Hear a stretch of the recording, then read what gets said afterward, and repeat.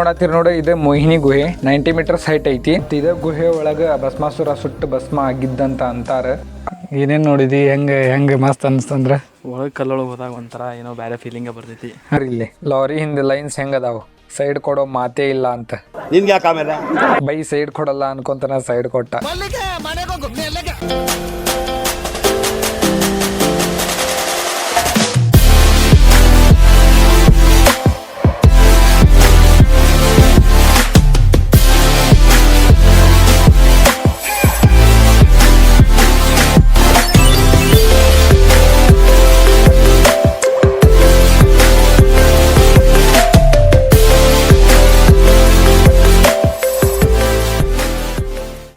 So main entry ಆದ್ಕೊಳ್ಳೆ ನಮಗೆ ಇಲ್ಲಿ ಒಂದು 500 ಮೀಟರ್ಸ್ ಟ್ರೆಕ್ಕಿಂಗ್ ಮಾಡೋದು ಇರ್ತೈತಿ. ಸೊ ಎಲ್ಲ ಟ್ರೆಕ್ಕಿಂಗ್ ಮಾಡ್ಕೊತ ಬಂದ್ವಿ.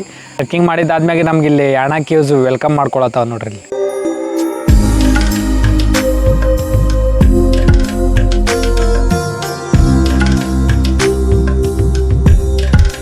ಇಲ್ಲಿ ನೋಡತ್ತೀರಿ ನೋಡಿ, ಇದು ಮೋಹಿನಿ ಗುಹೆ 90 ಮೀಟರ್ಸ್ ಹೈಟ್ ಐತಿ. ಅದ್ರ ಬಾಜುನ ಭೈರವೇಶ್ವರ ಗುಹೆ, ಇದು 120 ಮೀಟರ್ಸ್ ಹೈಟ್ ಐತಿ ನೋಡ್ರಿ. ಸೊ ಈ ಯಾಣ ಅಂತಂದು ಹೆಸರು ಎದಕ್ಕೆ ಬಂತಂದ್ರೆ, ಪರಶುರಾಮಂಗ ಶಿಶು ಹತ್ತಿದ್ದ ಒಂದು ಪಾಪ ಇರ್ತೈತ್ರಿ.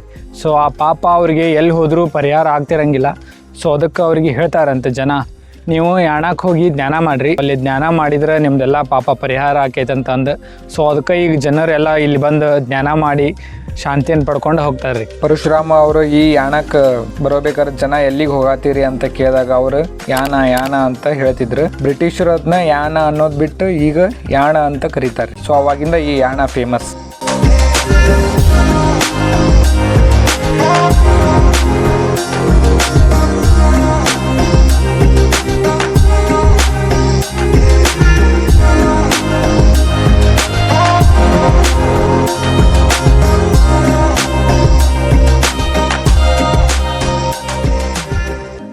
ಈ ಭೈರವೇಶ್ವರ ಗುಹೆ ಕೆಳಗೆ ಈಗ ಭೈರವೇಶ್ವರ ಟೆಂಪಲ್ ಐತ್ರಿ, ಅಲ್ಲಿ ಹೋಗೋಣ ಬರ್ರಿ.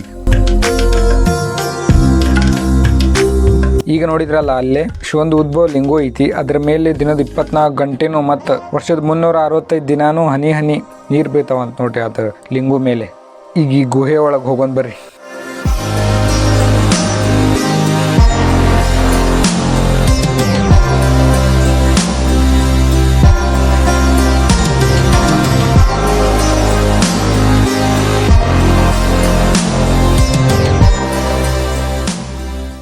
ಒಳಗೆ ನೋಡ್ರಿ, ಇಲ್ಲಿ ಯಾರಿಗೂ ಚಪ್ಪಲ್ ಅಲಾವ್ ಇರಂಗಿಲ್ಲ, ಯಾಕಂದ್ರೆ ಇಲ್ಲಿದ ಪವಿತ್ರತೆ ಹಾಳಾಕೈತಿ ಅಂತ ಅಂದ. ಮತ್ತು ಇದೇ ಗುಹೆ ಒಳಗೆ ಭಸ್ಮಾಸುರ ಸುಟ್ಟು ಭಸ್ಮ ಆಗಿದ್ದಂತ ಅಂತಾರ. ಆದ್ರೆ ಈ ಭಸ್ಮಾಸುರ ಯಾರು, ಅದಕ್ಕೊಂದು ಸ್ಟೋರಿ ಐತ್ರಿ, ಅದನ್ನ ಆಮೇಲೆ ಹೇಳ್ತೇನಂತ. ಈ ಗುಹೆ ಸುತ್ತ ಹೊಡ್ಯಾಕ ನಮಗೆ ಒಂದು ಸಣ್ಣ ಸ್ಪೇಸ್ ಐತಿ ನೋಡ್ರಿ. ಸೊ ಹಿಂಗಾದ ನಾವು ಸುತ್ತ ಹೊಡಿಬೋದು ಈ ಗುಹೆ.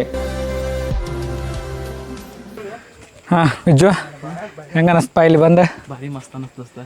ಹಾಂ, ಎಕ್ಸ್ಪೀರಿಯನ್ಸ್ ಮಾತ್ರ ನಂಬರ್ 1. ಏನೇನು ನೋಡಿದಿ?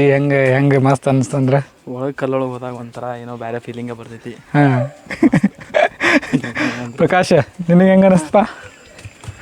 ನಂಗೂ ಚಂದ ಅನಿಸ್ತಪ್ಪ. ಎಲ್ಲ ಯಾಣಕ್ಕೆ ಬಂದೆ, ಯಾಣ ತುಂಬ ಭಾಳ ಚಂದ ಐತಿ. ಹಾಂ, ಕೇವ್ಸ್ ಇಂಥವೆಲ್ಲರ ಮತ್ತು ನೋಡಿದ್ದೀನ ನೀನು? ನಾನು ನೋಡಿದ್ದಿಲ್ಲ, ಇದೇ ಫಸ್ಟ್ ಟೈಮ್ ಬಂದೀನಿ. ಇದೇ ಫಸ್ಟ್ ಟೈಮ್ ನೋಡಿದೆ, ಚಂದ ಅನಿಸ್ತು. ಗೀಚುವೆ ಸುಮಿತ, ಸೊ ಇವು ಬಂಡೆ ಅದಕ್ಕೆ ಉತ್ಪತ್ತಿ ಅದ ಹೇಳ, ಒಂದು ಸೈಂಟಿಫಿಕ್ ರೀಸನ್ ಐತಲ್ಲ ಅದಕ್ಕೆ? ಸೈಂಟಿಫಿಕ್ ರೀಸನ್ ಏನಂದ್ರ, 1000 ವರ್ಷ ಹಿಂದೆ ಒಂದ್ ಜ್ವಾಲಾಮುಖಿ ಆಯ್ತು. ಆ ಜ್ವಾಲಾಮುಖಿಯಿಂದ ಇವೆರಡು ಬಂಡೆಗಳು ಉತ್ಪಾದನೆ ಆದ್ವು. ಸೊ ಅದ ರೀಸನ್ ನೋಡ್ರಿ, ಇಲ್ಲಿ ಮಣ್ಣ ಹೇಳ್ತೈತಿ ಹೆಂಗೈತಿ ಅಂತ ಅಂದ. ಇಲ್ಲಿ ಮಣ್ಣು ನೋಡ್ರಿ, ಫುಲ್ ಬ್ಲ್ಯಾಕ್ ಐತಿ. ಏನಾರ ಸುಟ್ಟಾಗದು ಬೂದಿ ಉಳಿದಿರ್ತೈತಲ್ರಿ, ಸೇಮ್ ಹಂಗೈತಿ ನೋಡ್ರಿ ಟೈಪ್. ಇದು ಮೋಹಿನಿ ಗುಹೆ ಕೆಳಗೆ ನೋಡ್ರಿ ಹೆಂಗೈತಿ place. Manjummel boys film same ಹಂಗ ಫೀಲ್ ಬರತೈತಿ.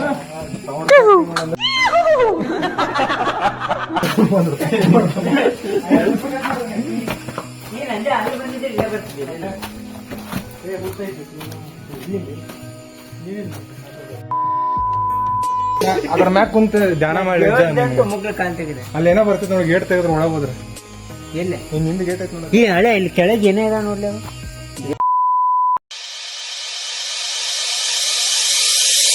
ಮತ್ತು ಇದೇ ಗುಹೆ ಒಳಗೆ ಭಸ್ಮಾಸುರ ಸುಟ್ಟು ಭಸ್ಮ ಆಗಿದ್ದಂತ ಅಂತಾರೆ. ಈ ಗುಹೆಗೆ ಮೋಹಿನಿ ಗುಹೆ ಅಂತ ಎದಕ್ಕೆ ಕರೀತಾರಪ್ಪ ಅಂತಂದ್ರೆ ಅದಕ್ಕೊಂದು ಸ್ಟೋರಿ ಐತಿ. ಭಸ್ಮಾಸುರ ಭಾಳ ವರ್ಷದಿಂದ ತಪಸ್ಸು ಮಾಡ್ಕೊಂತ ಶಿವನ್ ಕಡೆ ವರ ಪಡ್ಕೊಂತಾನ್ರಿ. ಏನಂತಂದ್ರ ನಾ ಯಾರ್ದರ ತಲೆ ಮೇಲೆ ಕೈ ಇಟ್ರ ಅವ್ರು ಸುಟ್ಟ ಭಸ್ಮ ಆಗ್ಬಿಡ್ಬೇಕಂತ ಅಂದ ಶಿವ ವರ ಕೊಟ್ಟು ಬಿಡ್ತಾನ. ಆದ್ರೆ ಭಸ್ಮಾಸುರಗ ಒಂದು ಡೌಟ್, ಶಿವ ವರ ಕೊಟ್ನೋ ಏನ್ ಇಲ್ಲೋ ಅಂತ ಅಂದ ಚೆಕ್ ಮಾಡಾಕ ಶಿವನ್ ತಲೆ ಮ್ಯಾಗ ಭಸ್ಮಾಸುರ ಕೈ ಇಡಾಕ್ ಹೋಗ್ಬೇಕ್ರಿ. ಶಿವ ಅಲ್ಲಿಂದ ತಪ್ಪಿಸ್ಕೊಂಡು ಇದನ್ನ ನೋಡಕ್ ಆಗದ ವಿಷ್ಣು ದೇವ್ರ ಮೋಹಿನಿ ಅವತಾರ ತಾಳಿ ಭಸ್ಮಾಸುರನ್ ಜೋಡಿ ಡ್ಯಾನ್ಸ್ ಮಾಡ್ತಾಳ್ರಿ. ಮೋಹಿನಿ ಡ್ಯಾನ್ಸ್ ಮಾಡ್ಕೊಂತ ಅವಳ ತಲೆ ಮ್ಯಾಗ ಅಕ್ಕಿ ಕೈ ಇಟ್ಕೊಂತಾಳ. ಮತ್ತ ಭಸ್ಮಾಸುರ ಡ್ಯಾನ್ಸ್ ಮಾಡ್ಕೊಂತ ಅವ್ನ ತಲೆ ಮ್ಯಾಗ ಅವ ಕೈ ಇಟ್ಕೊಂಡ್ಬಿಡ್ತಾನ. ಸೊ ಇಲ್ಲಿಗೆ ಭಸ್ಮಾಸುರ ಸುಟ್ಟು ಭಸ್ಮ ಆಗ್ಬಿಡ್ತಾನ್ರಿ.